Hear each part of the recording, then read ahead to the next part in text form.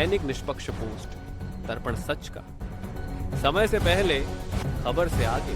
नमस्कार, आप देख रहे हैं दैनिक निष्पक्ष पोस्ट का डिजिटल वर्जन। प्रधानमंत्री नरेंद्र मोदी ने बंगाल की जनसभा में कहा कि अपराध और भ्रष्टाचार अब टीएमसी की पहचान बन चुका है। उन्होंने 130वें संविधान संशोधन विधेयक का जिक्र करते हुए कहा, जो जेल में हों वे सत्ता में नहीं रह सकते।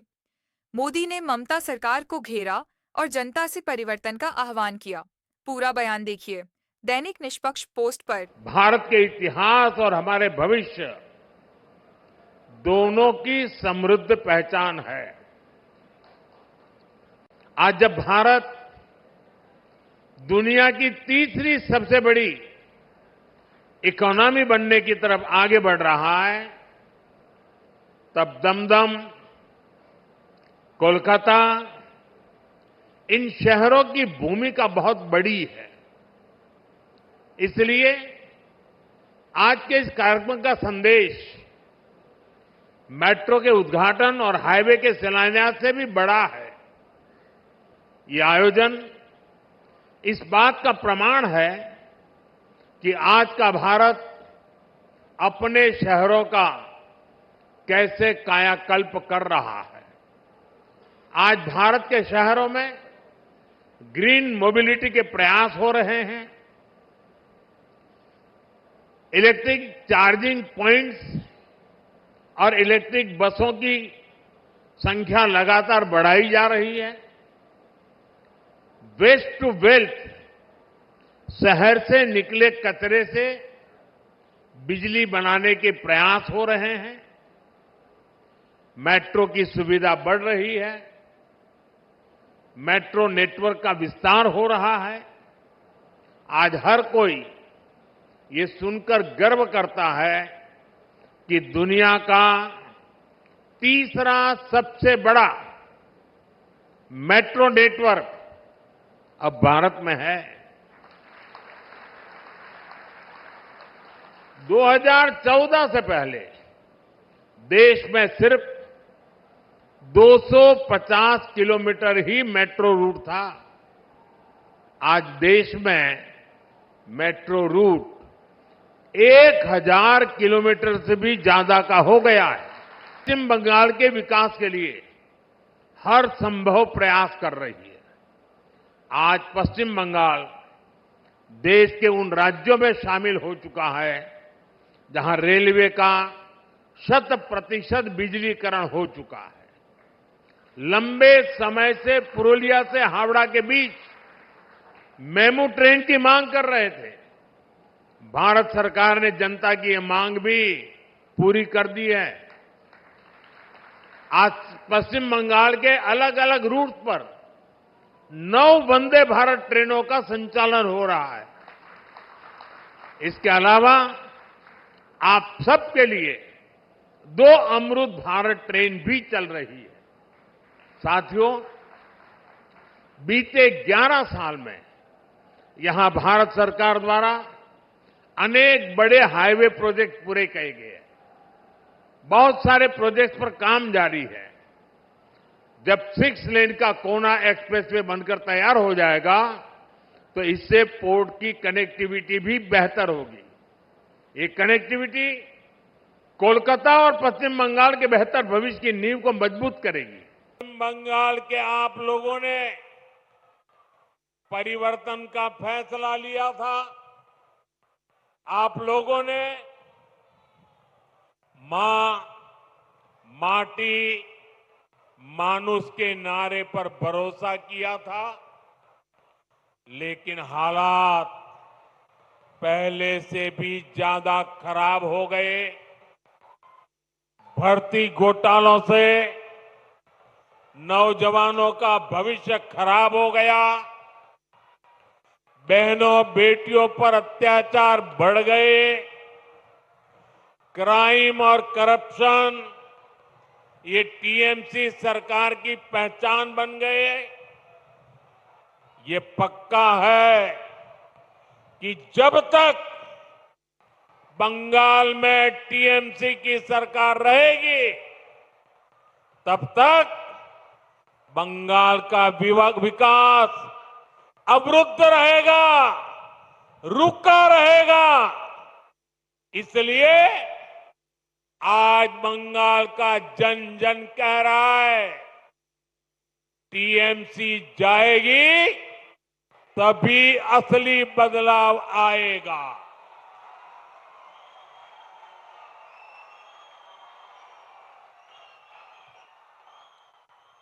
टीएमसी जाबे तबेई আসল পরিবর্তন আসবে।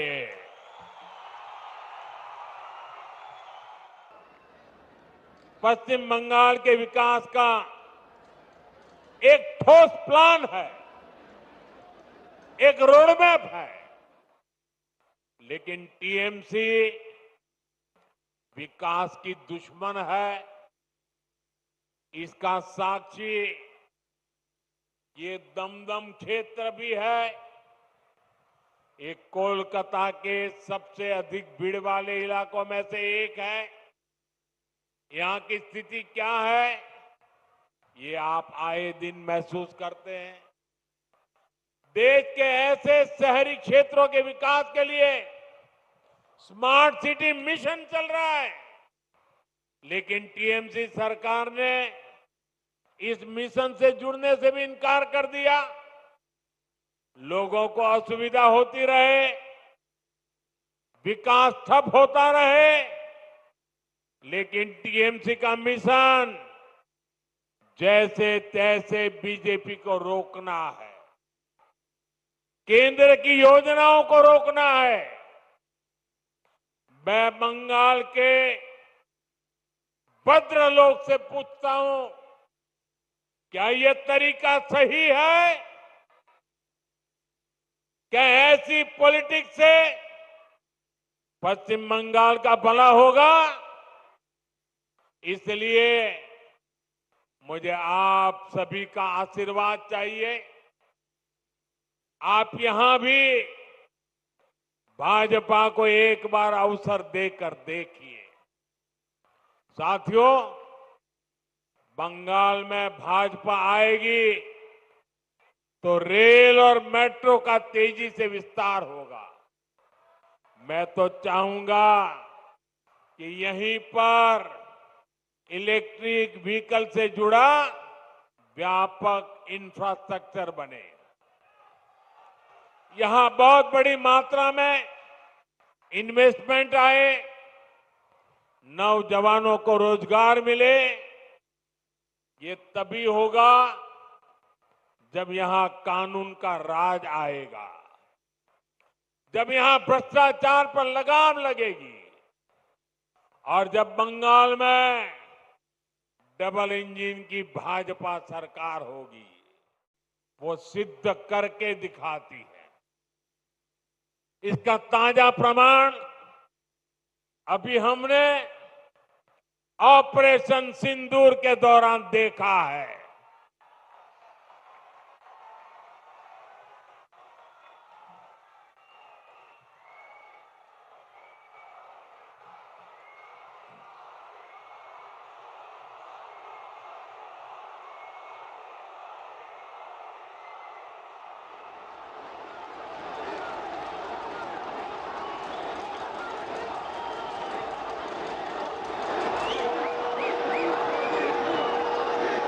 हमारी सेना ने सीमा पार आतंकियों और आतंक के आकाओं के अड्डों को खंडहर में बदल दिया।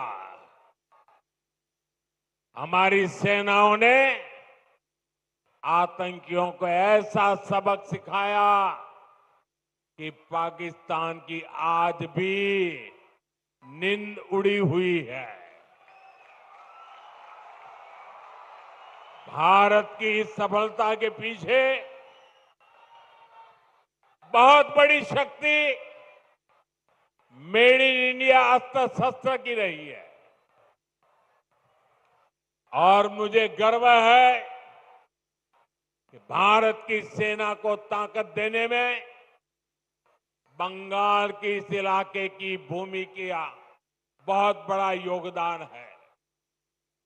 इच्छापुर में गुलामी के कालखंड में डिफेंस मैन्युफैक्चरिंग का काम शुरू हुआ था, लेकिन कांग्रेस की सरकारों ने भारत की ऐसी डिफेंस इंडस्ट्री को बर्बाद कर दिया था, हमारी सेना को विदेशों पर निर्भर कर दिया था। अब भाजपा सरकार ने भारत की डिफेंस इंडस्ट्री को नई ऊर्जा दी। इसका लाभ यहां की फैक्ट्री को भी मिला है। आज ये फैक्ट्री आधुनिक राइफल और अन्य हथियार बना रही है। इससे यहां छोटे छोटे उद्यमियों के लिए नए अवसर बने हैं। इन कारखानों के कारण दमदम, बैरकपुर क्षेत्र में हजारों लोगों को रोजगार मिल रहा है। साथियों, इच्छापुर डिफेंस फैक्ट्री सिर्फ एक उदाहरण है। आप यहां 2026 में भाजपा सरकार बनाइए, हम बंगाल को डॉक्टर श्यामा प्रसाद मुखर्जी के सपनों का बंगाल बनाएंगे।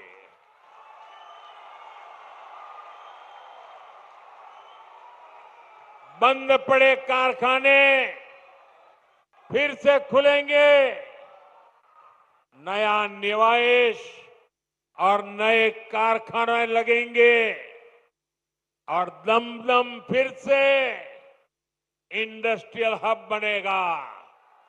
ये भाजपा का संकल्प है।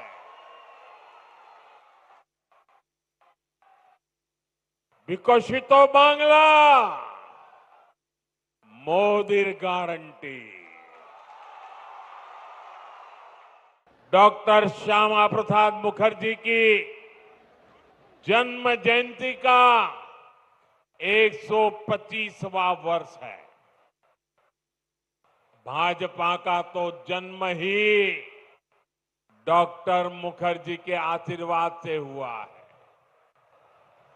वे भारत के औद्योगिक विकास के जनक रहे हैं। दुर्भाग्य से कांग्रेस ने कभी उनको इसका श्रेय नहीं दिया। देश के पहले उद्योग मंत्री के रूप में भारत की पहली इंडस्ट्रियल पॉलिसी उन्होंने ही बनाई थी। उनकी नीतियों में बंगाल की इस धरती की कुशलता थी, यहां से मिला अनुभव था। अगर हम उस नीति पर चले होते तो देश की तस्वीर कुछ और होती, लेकिन उन नीतियों को भुला दिया गया। फिर ऐसा भटकाव हुआ कि हम पूरी तरह से विदेशों पर निर्भर हो गए। और मेरे प्यारे बंगाल के भाइयों बहनों, हमें गर्व है कि हम डॉक्टर श्यामा प्रसाद मुखर्जी के सैनिक हैं। हम मां भारती के सेवक हैं।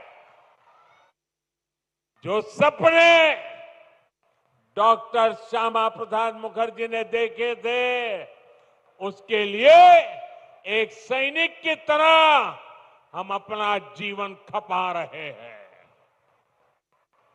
बंगाल की प्रबुद्ध जनता जानती है कि दूसरों पर निर्भरता यानी आत्मसम्मान पर चोट, इसी स्थिति से हमें देश को बाहर निकालना है।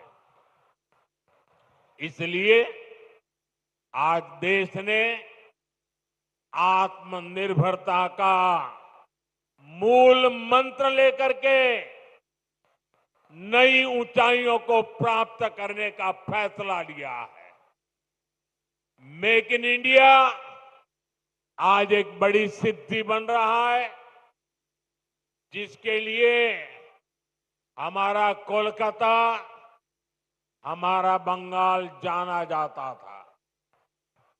वो गौरवशाली अतीत हमें मिलकर के फिर से लौटाना है। इसलिए आज बंगाल में एक ही गूंज है,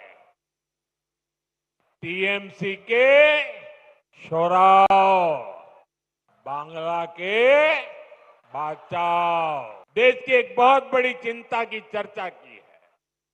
ये चिंता घुसपैठ के बढ़ते खतरे की है। कोलकाता के, पश्चिम बंगाल के लोग समय से आगे की सोचते हैं। इसलिए आपके बीच मैं लगातार इस बहुत बड़ी राष्ट्रीय चुनौती की चर्चा करता रहा। आजकल आप देखते हैं, जिन देशों को विकसित कहा जाता है, जिनके पास संसाधनों की कोई कमी नहीं है, वहां घुसपैठियों के खिलाफ मुहिम चल रही है। ये देश अब घुसपैठियों को ज्यादा नहीं सह सकता। घुसपैठियों को निकालना चाहिए कि नहीं निकालना चाहिए? घुसपैठिए जाने चाहिए कि नहीं जाने चाहिए? उनको भगाना होगा कि नहीं भगाना होगा? कौन भगा सकता है? कौन भगा सकता है? घुसपैठियों से बंगाल को कौन मुक्त करा सकता है? घुसपैठियों से बंगाल को कौन मुक्त करा सकता है? साथियों, मोदी नहीं, भाजपा नहीं, आपका एक वोट करा सकता है। आपका एक वोट, एक बार वोट दे दीजिए, ये घुसपैठिए भाग जाने लग जाएंगे जी। साथियों, भारत के पास तो संसाधन सीमित है। हमें अपने नौजवानों को रोजगार देना है, अपने नागरिकों को सुविधाएं देनी है।